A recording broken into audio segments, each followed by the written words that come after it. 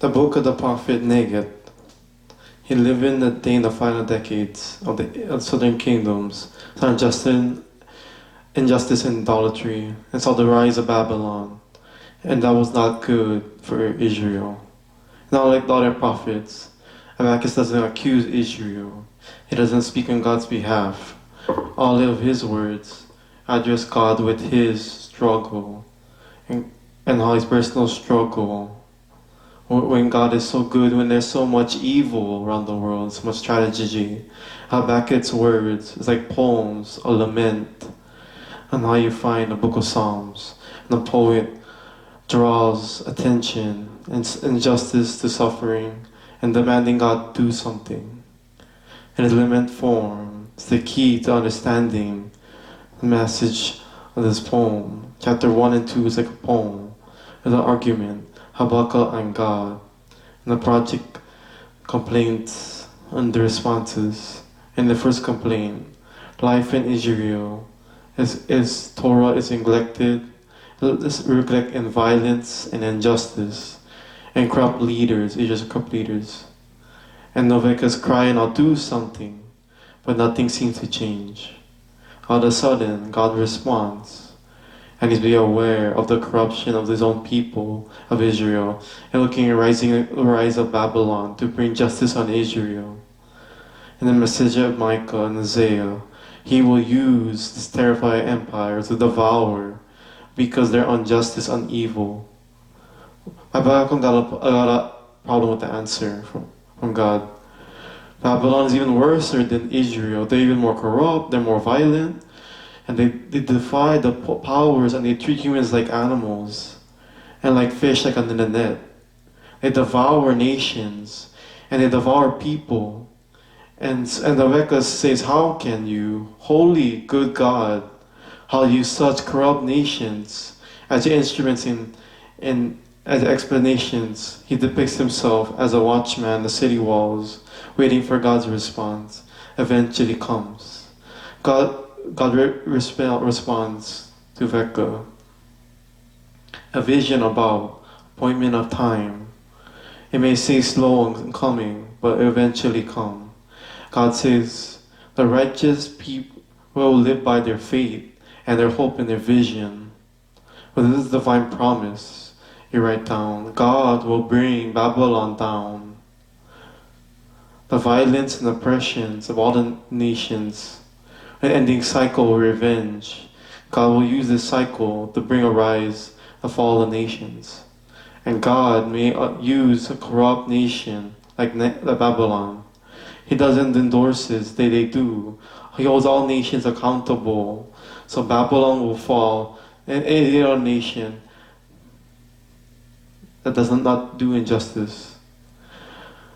5 wolves, an oppression perpetrated by nations, and unjust economic practices, how wealthy people will charge ridiculous interest to keep poor people in debt, so they build their wealth to crooked things.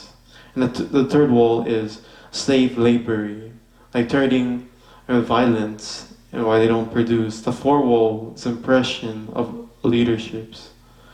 What is suffering the bad leadership? They're partying, they're wasting their money on sex and booze. And all idolatry, the engine that's right, made money and power and money and security to gods, to allegiance, to all costs. So people become slaves to their own nationality. This practice to describe is not unique to Babylon. It's part of the point.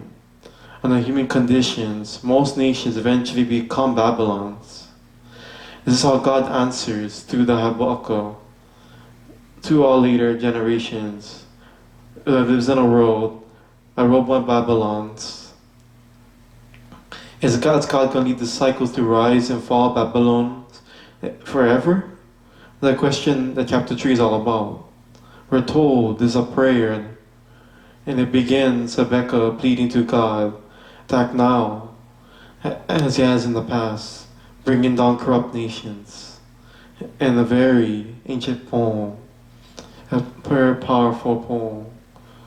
It's similar to Michael and Nevi'im and to And the prayer gets Mount Sinai. And cloud, there's fire, there's earthquakes. And confront human evil. Everybody will be paying attention. This future defeat of evil as a future exodus.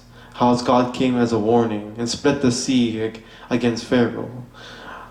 He will bring judgment down of the head of evils. And just like Pharaoh, like Babylon, will be an archetype of violent human nations. And we're told when God fronts evil, He will save His people and His anointed ones. For the King, a line of David. And this poem, Exodus stole from the past, has become an image of a future of Exodus.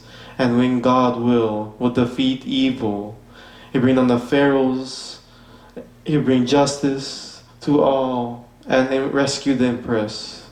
And this hope, and this includes the hopeful praise. Even the world is falling apart, the food will drown, even whatever, God will choose and joy, the covenant promise of God. The Veka will choose Vekana of joy and promise to God, shining examples how the righteous living by faith. How Veka recognizes how darkest and chaos of the world his lives can become, and he invites us to a journey of faith, a trusting in God, love this world more, and He will one day will deal with this evil, and that's what the Habakkuk is all about.